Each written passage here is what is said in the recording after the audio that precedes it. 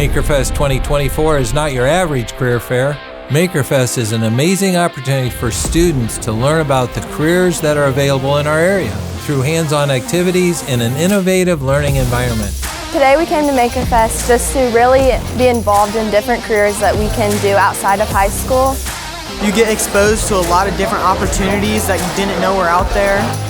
MakerFest is for freshmen and sophomores attending high school. Every student has the opportunity to visit 7 career stations where they can gain insights into what a job in that field actually looks like and ask questions with knowledgeable and experienced professionals. I have an older brother, helped me kind of guide through where do I want to be after school, what do I want to do for a career.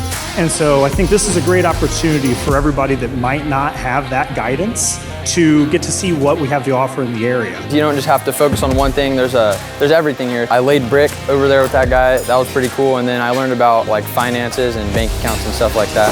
Before this I was just thinking general medical field, but now I'm leaning more towards the physical therapy, athletic training side of things.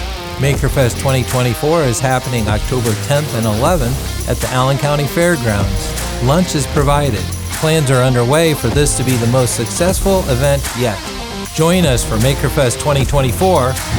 It's your pathway, your future.